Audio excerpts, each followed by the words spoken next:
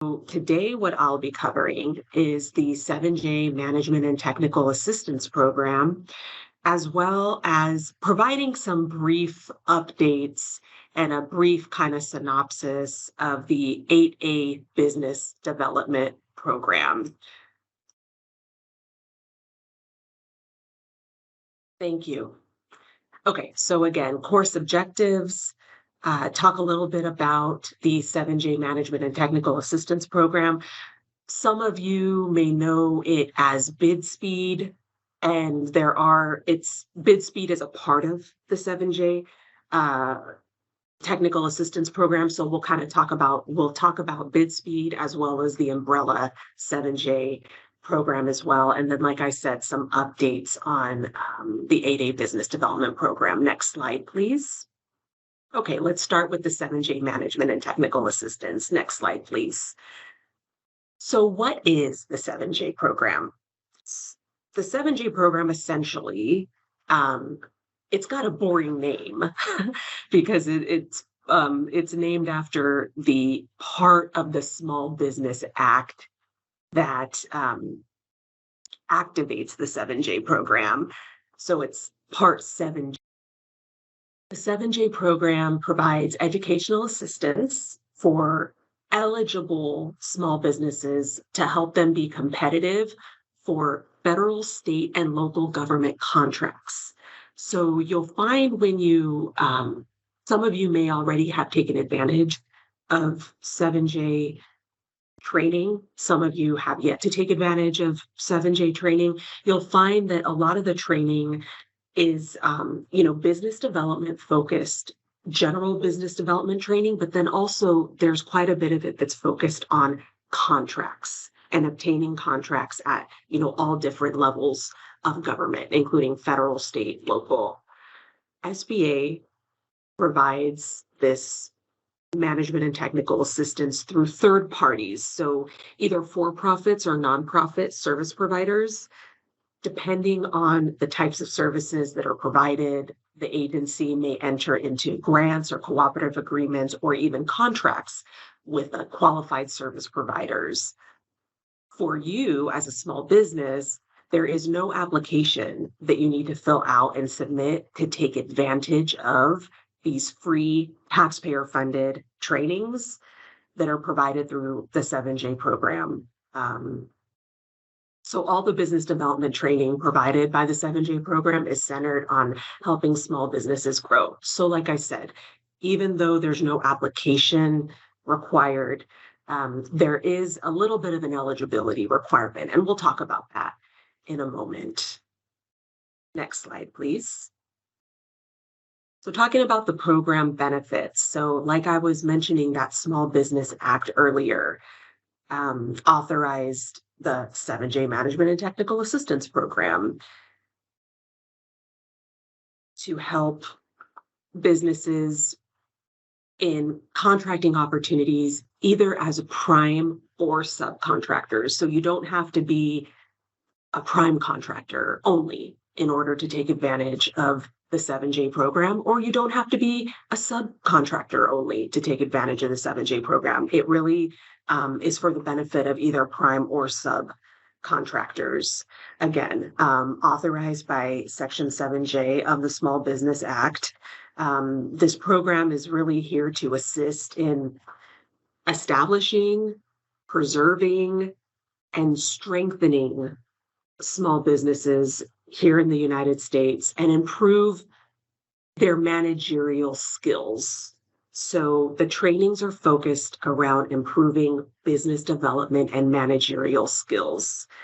There's special attention paid to small businesses that are located in urban or rural areas that have high proportions of unemployed individuals or low-income individuals. And I'll tell you what that means or how that's defined in a second here.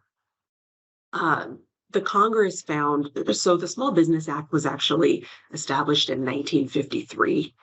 The Small Business Act also established the Small Business Administration. So it was through the Small Business Act that the Small Business Administration came to be as well. Congress found that ownership and control of productive capital was concentrated in the economy among certain groups within the United States, which meant that other groups therefore owned little productive capital. And so because of those limited opportunities, this program was created along with the 8A program. So they're both, and which I'm going to talk about a little later. And the premise is that, broadening small business ownership and broadening capital ownership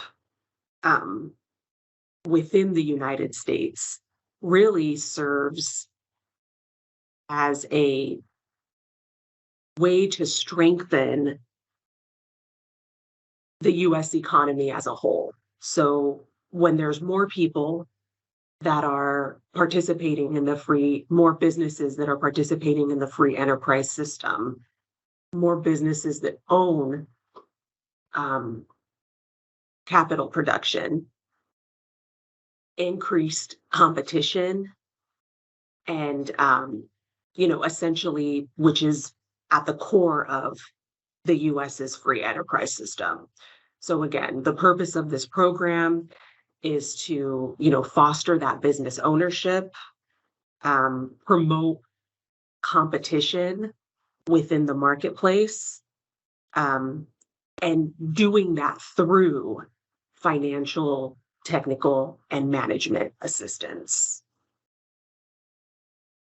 Next slide, please.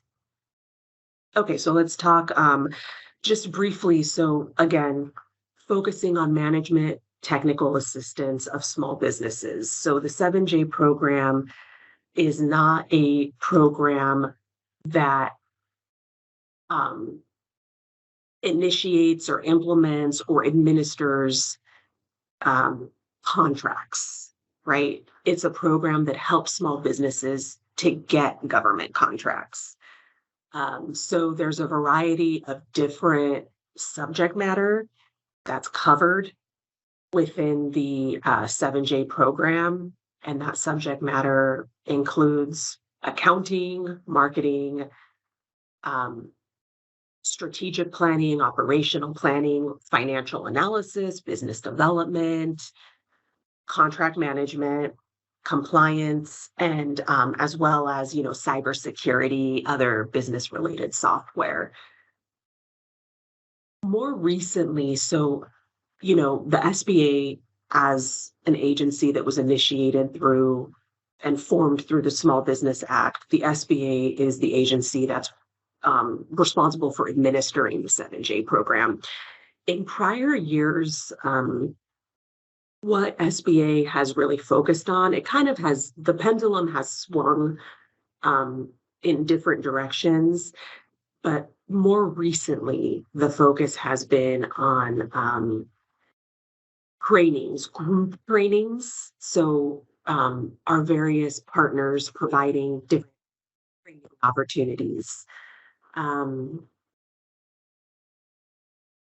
With over the next year or two, with the new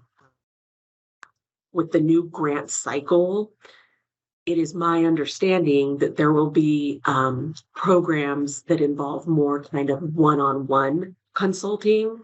So that is what that looks like exactly, and in what way to access that is, to be determined. But I'll tell you a little bit more in the meantime, kind of how to stay abreast of what is available within the 7J program, where you can go to find out more information about the current 7J program.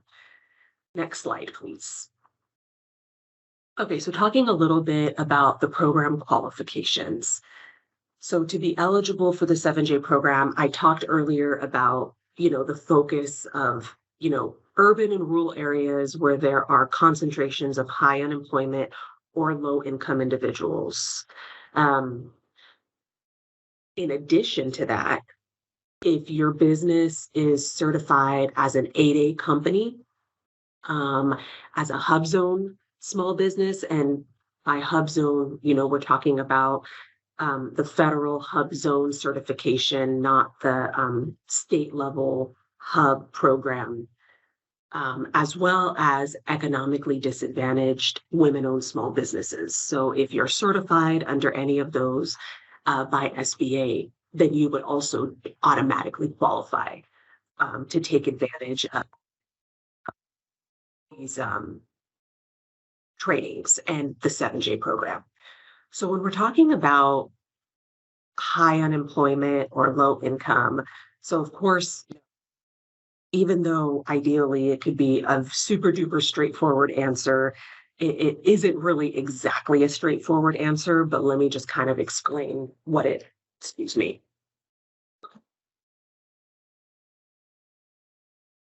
Phone here.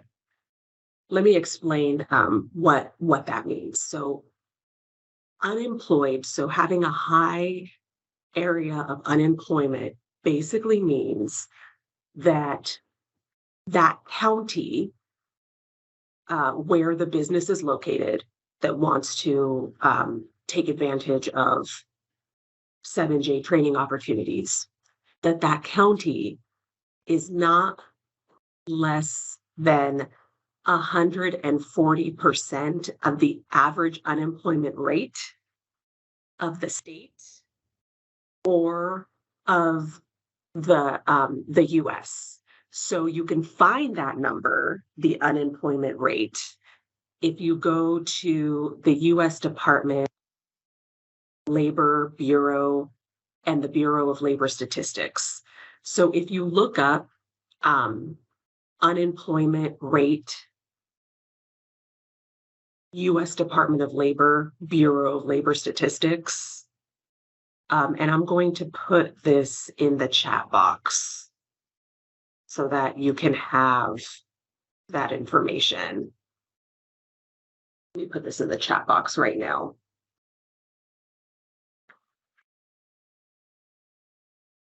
So if you Google that, you'll be able to find North Carolina's unemployment rate. So, so then high proportion of unemployed is not less than 140% above that average unemployment rate for the United States.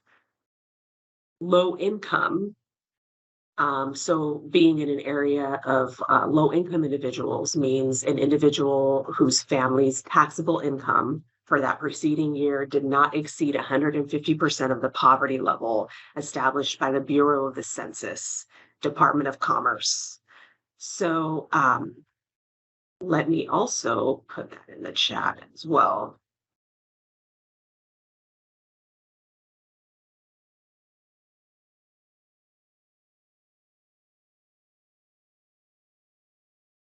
So you would basically Google it at that point in time to kind of determine where your business falls in an area that meets that criteria. Next slide, please.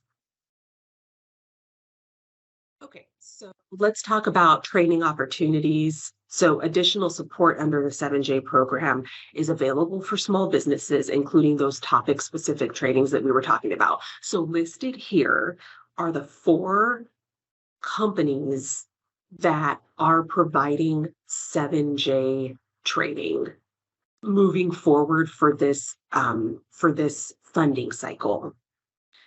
There's the Florida State Minority Supplier Development Council. There's Coley and Associates. There's the Catalyst Center for Business and Entrepreneurship. And then there's also Net Quarry. So Net Quarry is also known as BidSpeed. So for those of you who are, curious about BidSpeed, Net Quarry is the organization that runs BidSpeed. So SBA partners with Net Quarry to provide training, technical assistance. Net Quarry's government business development platform is called BidSpeed. And it's, there to help 7J eligible firms to improve their business development, which would ultimately help your company win new government business. Again, state, local, federal level. The goal is to increase the number and dollar amount of captured awards by your company. You can access within that platform. If you sign up for that platform, you can access up to the minute data on federal opportunities, forecast, contract forecast, agency forecasts, recent awards that would enable you to kind of, understand your market research, who your competition is, what your competition is performing, as well as expiring and renewing contracts. So, it's important to understand what contracts are expiring within the government, what contracts are renewing within the government, so that you can also, develop your capture management strategy. If you've been following a contract for the last few years and it's coming up for renewal, then you want to be aware of that. So, all of this, BidSpeed provides all of this combined with, the technical assistance and the training to really, help you take your business to a place where you can capture federal contracts in a more efficient, and other local and state contracts in a more efficient manner. BidSpeed combines data from multiple sources. So it sort of consolidates data from sources, such as at the federal level, such as, federal procurement data system, the system for award management, which also includes contract opportunities. So the system for award management includes a section on federal business opportunities. It combines information from, the Small Business Innovation Research Grant, Small Business Technology and Transfer Research Grants, information from grants.gov. So really to kind of help small businesses better manage their business development. They can help with, providing templates, to help you respond to bid opportunities. They have virtual industry days, capability briefings, industry-specific virtual trainings on, how to do business with the government. And like I said before, federal agency procurement forecasting to kind of help you plan. And so I believe you will be receiving a copy of these slides, and all of these links are live links in the PDF that you will be receiving. So you can kind of click into these different areas. What I can tell you right now, this is because this is a federal grant. We've just entered into our new fiscal year. I did recently, very, very recently, look on all these different websites, and at the moment, they're kind of in between their schedules, their training schedules, and this happens every year. So every year they kind of ramp down so that they can update their websites with their new training schedule. So right now, you're not going to find a whole lot on these websites.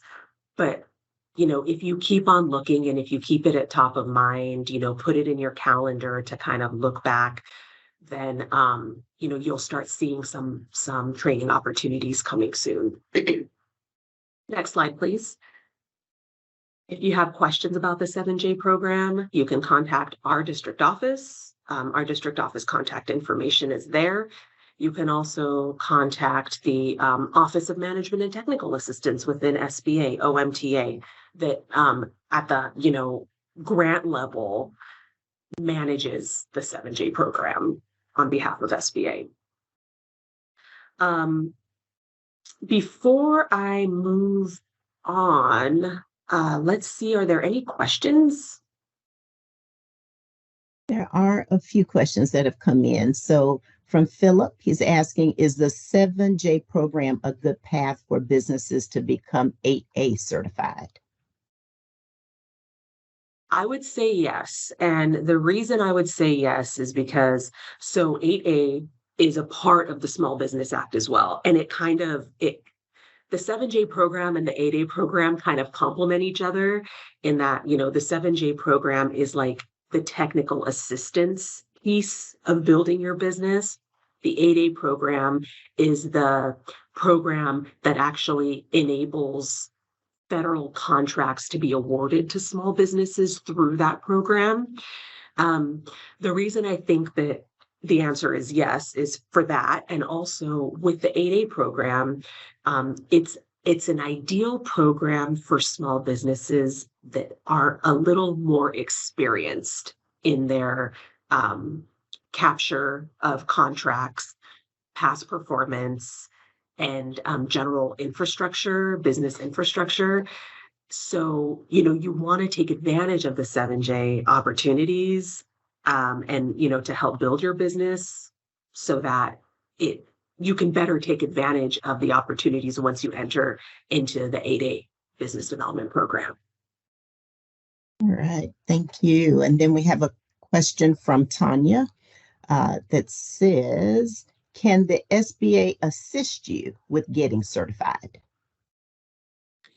Yes, the SBA can assist you with getting certified through our resource partner organizations. So the Small Business Administration partially funds and kind of sets the charge to some of our resource partners, which include, and I'm talking about our formal resource partners. We have a broad ecosystem, throughout North Carolina, which includes offices like the Hub office and the MBDA. But SBA does partially fund specific organizations to provide assistance with certification, like the Women's Business Centers, the Senior Corps of Retired Executives known as SCORE, SBTDCs, the Government Contracting Assistance Program. So these organizations, they're not going to do the application for you, but they can help you better understand the eligibility requirements. Our office, North Carolina SBA, can help you better understand the eligibility requirements, the documentation requirements, and kind of help facilitate that. Thank you again, Ari. And then we have another question from Jasmine. Just to make sure I understand, as long as you're a hub zone like SBE and MBE, you can enter into this program. Thank you. I apologize. This is new to me as well. Okay. Thank you for the question. So there's certain certifications that just automatically make you eligible for the 7J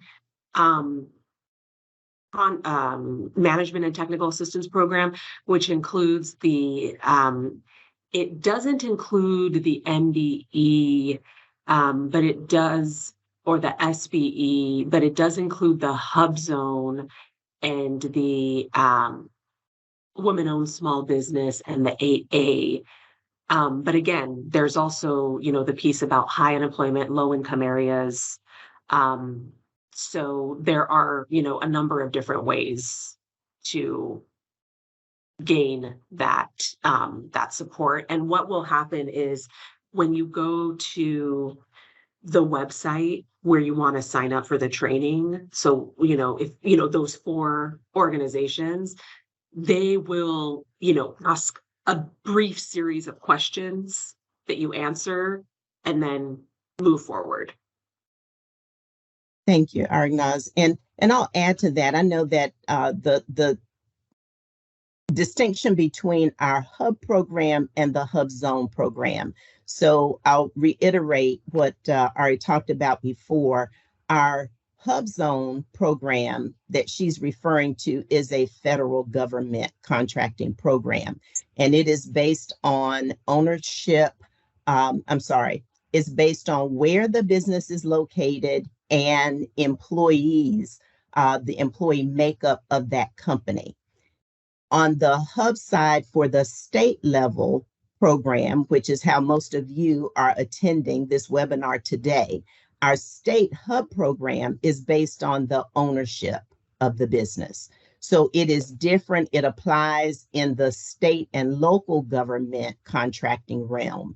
And then we also have a state program as a small business enterprise program. So again, that's going to apply at the state level as opposed to the federal level that ARGNAS is presenting to us today. Okay, let's see. So this looks like it goes into the next question, Lantanya. I heard you mention the federal hub program, so hub zone program. Is there a contact for the program? I have submitted my application several times and always get an error message when I hit submit. A support ticket was sent, but no one has followed up. Latanya, you can reach out to me if you would like. Let me put my email address.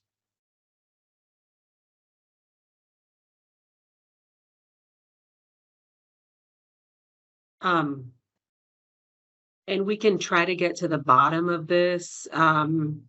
Usually the help desk is pretty good about responding. So let's see if we can get to the bottom of that. Thank you. All right. And so while Ari's putting her information into the chat, I'll move to the next question. Brian asked, is the training targeted to help you secure government contracts or just general business training?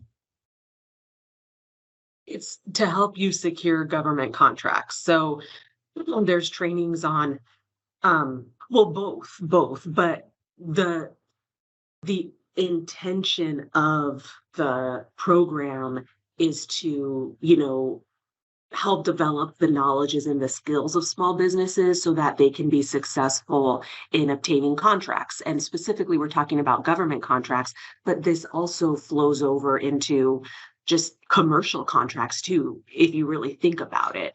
But some of the types of trainings are there are trainings offered on capture management, like the yearly cycling, and how to kind of do your market research for contracts, how to determine the feasibility of performing a contract, following the contract, bidding on the contract, all that. There's trainings on teaming agreements, like how to find a good teaming partner to perform contracts. There's trainings on joint venturing. So it's focused on, contract acquisition, acquiring contracts. All right. Well, thank you again so much, Ari. Thank you all for your questions, and we'll go ahead and keep moving to the next section. Okay, sure. Next slide, please. So just to kind of transition, just close out the 7J piece and then, move into the brief part with 8A. We've been talking about contracts.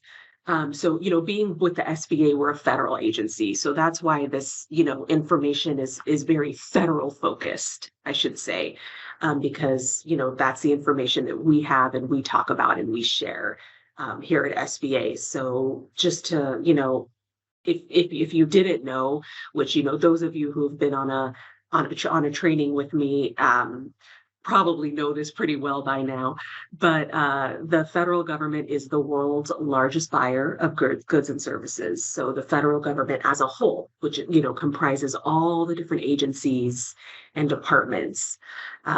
Historically, the federal government purchases, $600 billion in services and goods. Just about every category of commodity and service is purchased. Of course, there are some things that are, commodities and industries that are purchased more than others. But, if you look hard enough, you'll find just about anything being purchased by the federal government.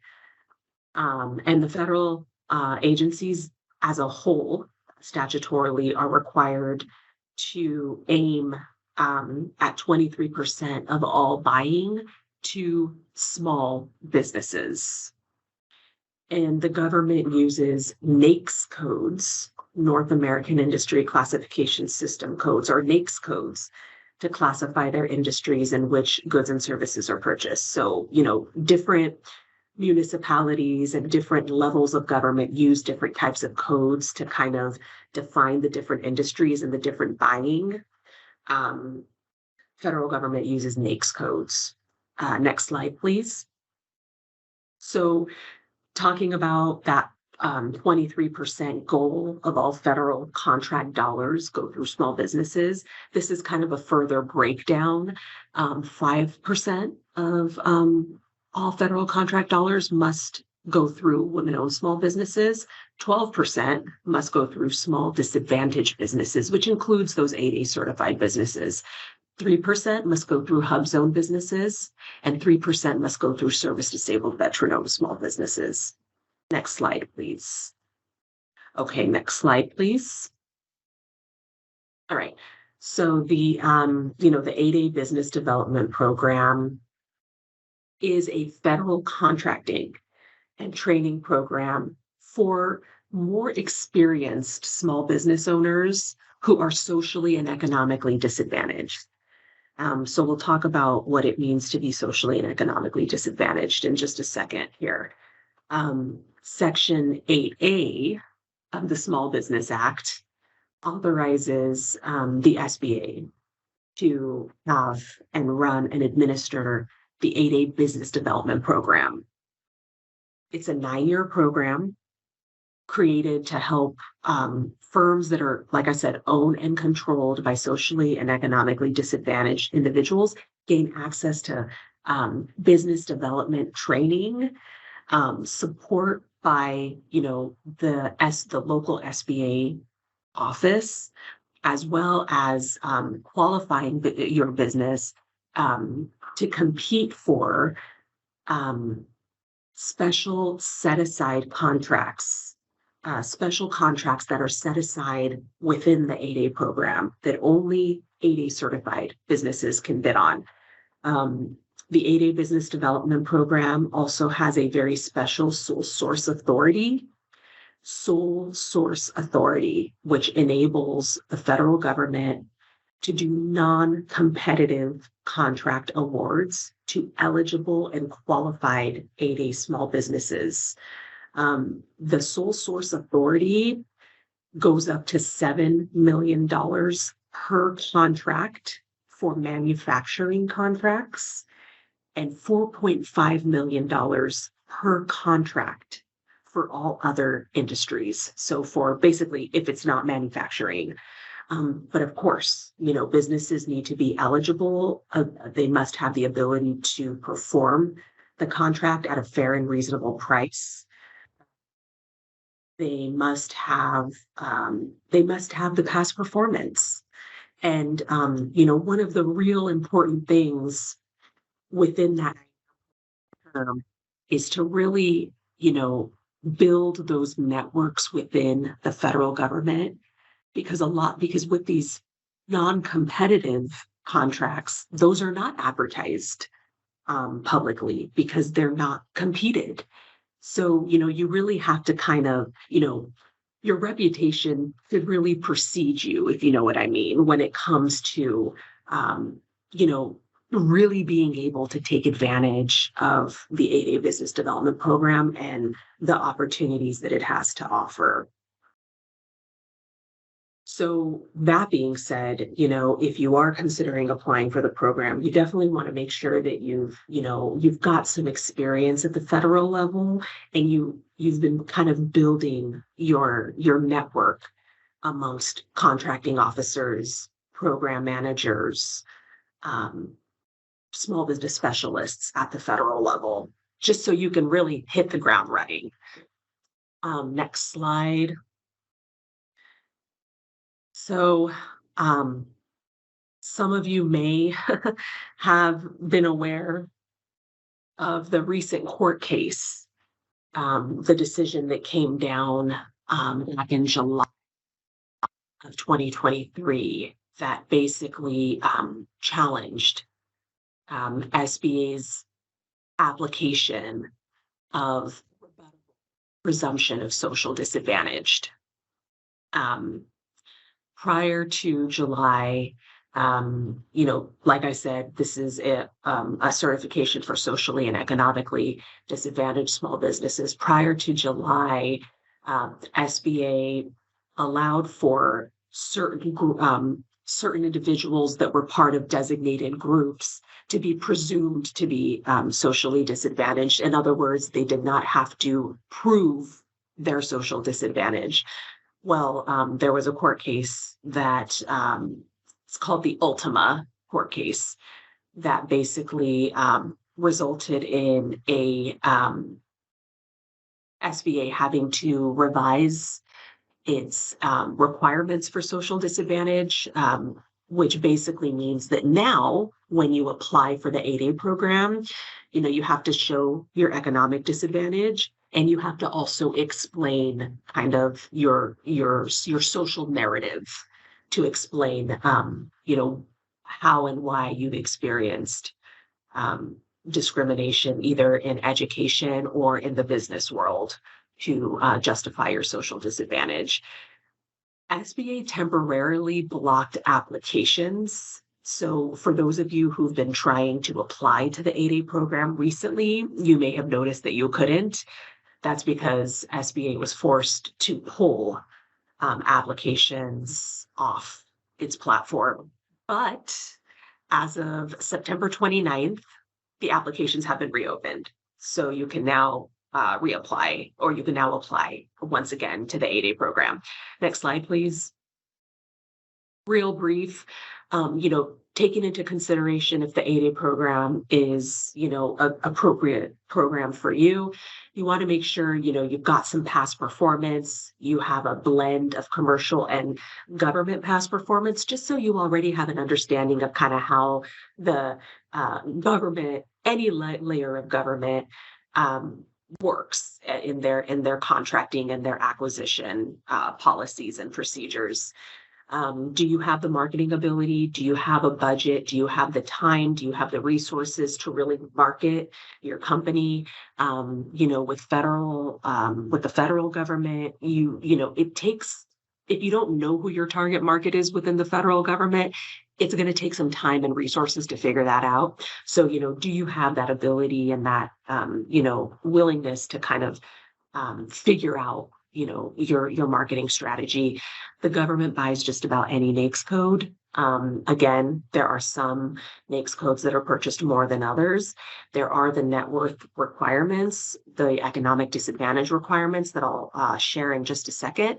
And again, are you socially and economically disadvantaged? Next slide, please. So the economic disadvantage requirements basically mean that your personal net worth, that is your assets minus your liabilities, cannot exceed $850,000. Your 3-year average is $400,000, and the fair market value of all your assets cannot exceed $6.5 million.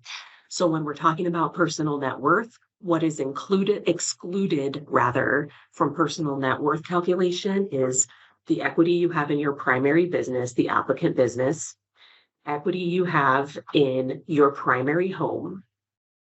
If you own a home, that primary home that you live in, any equity you have in that home is excluded, and any qualified IRA account. So any money you have in a qualified IRA account is also excluded.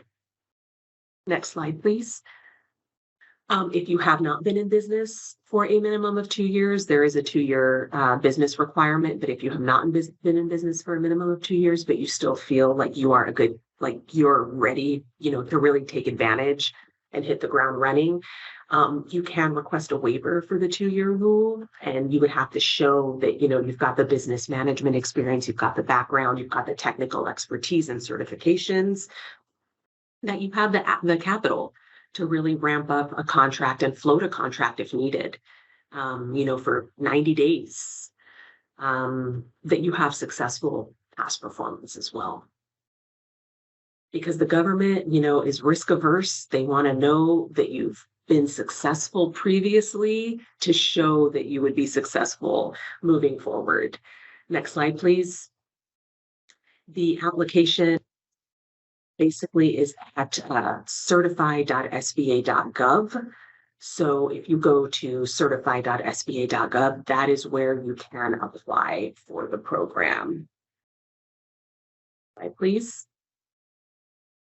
And then this is our district office contact information. So if you have any questions, feel free to reach out and we will help you. All right. Great, great. Thanks again. And I'll go to the chat for questions. And from Brian, he's asking, as I'm sure you're aware, there are a number of for-profit companies that target small businesses, attempting to get us to pay for opportunities to do business with the federal government. What programs does the SBA offer to help us avoid paying these unnecessary fees? So the SBA provides these services through taxpayer funds free of charge to individual businesses. Like we were talking about earlier, through the 7J program, BidSpeed, for example, offers a number of services that you would otherwise have to pay for. In fact, BidSpeed is a paid service. It just isn't a paid service for 7J eligible participants. So the 7J participants, for instance, can provide a lot of the services that these for-profit businesses otherwise are providing. SBA does not endorse any of these for-profit businesses.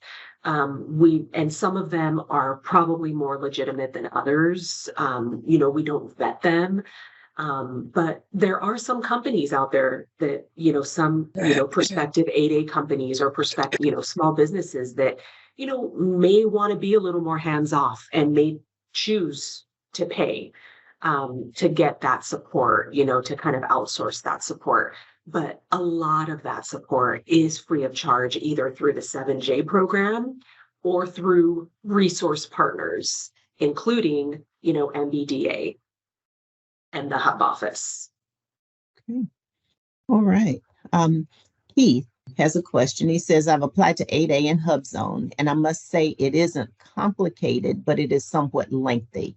Is there a way SBA can and will simplify verification for these programs? That is a great question. SBA is, I don't know when exactly you applied, but along with the reopening of the application, they simplified it a little bit. They're trying to simplify it more and more. They're trying to simplify the application. I mean, if you were applying like 7 years ago, I mean, it's a beast. It's all paper. There's like pile this high that you need to mail in. It gets returned if there's like one thing missing. It's so much more simple than it used to be.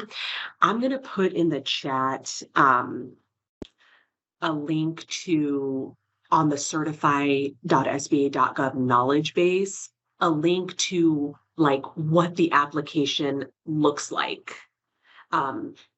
Just so anybody who wants to look like kind of already has an idea of what to expect before they apply. So I will pull up that link and put it in the chat. Okay. All right. And then we have a question from Patrice, and it's similar to an earlier one in the chat as well.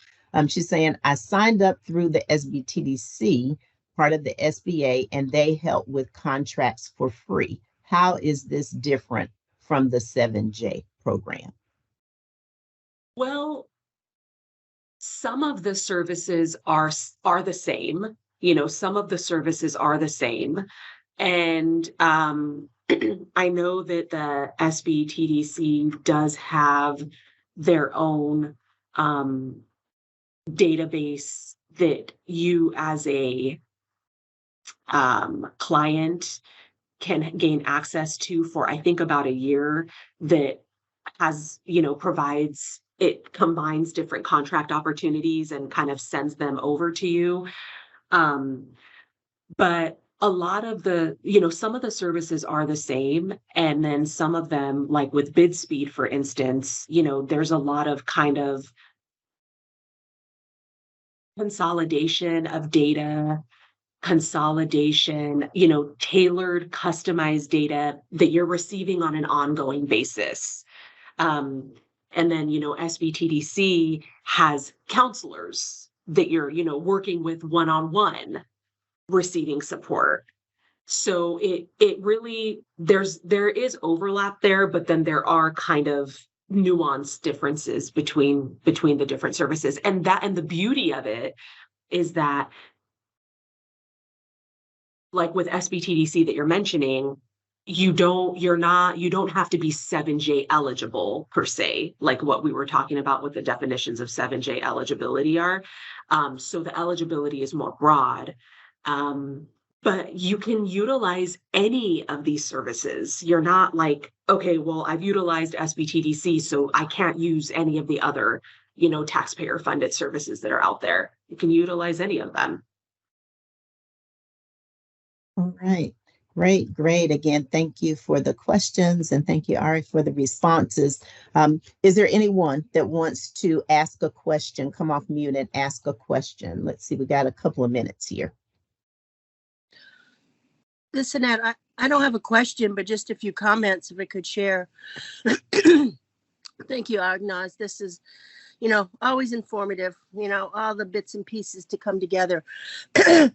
And I will say that I think in all the years of working with diverse businesses, I think the SBA has really come a long way in trying to ease the burden on small businesses, right? With this new administrator and this Biden administration being proactive, deaggregating data, setting up the My SBA portal, right? So they're always open to feedback. So to me, that's been encouraging, especially as I've been on my own journey, from corporate now to being a small business owner, and to see that. Can you speak a little bit about, because again, we've all been watching this 8A program, right? And have been to a couple sessions. Typically, before this court case stuff, the application would take, once you submit it and you go through that review process, is it 6 to 9 months? Is it 4 to 6 months? About how long does it take to process it before? So how long did it, like, before the application closed? Right. Yeah, I mean, there's the average. So Right, the average is like 3 to 9 months. And Right. and what I mean by average is there's that select few, because it's like their finances are so simplified. They have no ownership changes, no, like, just different things, details to have to sort through. Right. That their applications go through, and their applications are fully complete, and their applications go through in like a month. That's not common, though. Right. Then there are also those, firms that, they've got layers of complexity. They've got like multiple owners. They've got maybe like criminal histories that they have to explain, just different things that maybe caused it to go above the 9 months. But generally, when a firm has been admitted into the program, I will usually kind of look at how long that journey took place, and like 3, 4, 5, 6 months. It's what I can say is, since the deployment of certified.sba.gov in 2018, when it first was deployed, it was more like the 9 months. But these days, when I look, it's actually, the time has reduced. So I would say 3, 4, 5 6 months, but you have to be responsive to, Yes. Yes. like if the, if the analyst, the SBA analyst, which the applications are not processed out of the North Carolina office, they're processed centrally. But once you get admitted into the program, you move to the state where your business is headquartered. If you respond immediately to their requests, it continues to kind of keep the ball rolling. Right. Yeah. And that's what I've heard too, that it was shortened, but it's just Yeah. a thing of making sure that we dot the I's and cross the T's as business owners when we submit that application, right? The paper Yeah. paper has to be addressed, right? Yeah. That's right. And literally just answer the question. Oftentimes we all want to kind of like interpret what the question is, but, just answer the question. Like, here's one brief example. If they're asking about your business structure, your business tax structure, and you're an LLC, but you file as an S Corp, Right. well, then you file as an S Corp. So then Right. you say S Corp, because then a whole other series of questions come up depending on if you're an S Corp or an LLC. So you just want to like take the questions literally and answer them literally. Gotcha. Okay. Thank you. And then now if we could kind of hone in on this new requirement, but I did want to also share, which I thought was interesting that I want to share with the group, was that during this, when you stopped applications, there were still 8A contracts being awarded. And I didn't know that. They were looking at folks that were already on a contract, and if it was crucial and needed, that they worked with those 8A firms to make sure they did that statement that it addressed addressed what their disparity was, right? And Yes. got that in and awarded the contract. So that was good to know, that it didn't stop everything. It just stopped the new applications. So that was encouraging to hear that. And then there was descriptions about, now we have to fill out this narrative about how I was economically or socially disadvantaged. And I think there were some good examples because, part of it is now you have to relive the trauma of the discrimination. Well, no, I'm just saying, that's why I wanted to discuss this, because it's not like you have to write a detailed, you're going to court narrative, right? It's a Right. high level presumptive. So one of the examples that was given was that I was economically disadvantaged against because I was a woman. I found out 2 coworkers that were men were getting this amount of salary. I'm getting this amount of salary. So I believed I was economically disadvantaged. And that the conversation is that they will work with you on the narrative to make sure that it would hold the scrutiny just to the degree that it would pass muster, but not have to go into like you're going to court, right? Which I thought was interesting. Yes. This has been, difficult for a lot of our companies that have had, 8A companies that have had pending contracts, because they've had to now, they have had to kind of relive experiences and justify things that, some of them feel that they don't need to be justifying. But the level of scrutiny is basically what you say, if it is believed that that is likely to have happened. I don't know like the legal terminology. I don't remember it off the top of my head, but if it's likely to have happened based on what you're saying, then that is what is right accepted.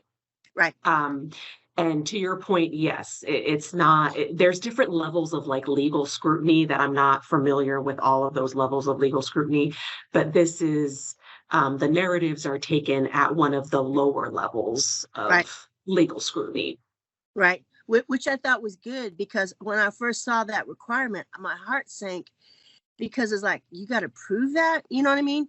I mean, you had mentioned it earlier. There's all kinds of economic data that shows the disparity in the lack of contracting with women of color, people of color. Right.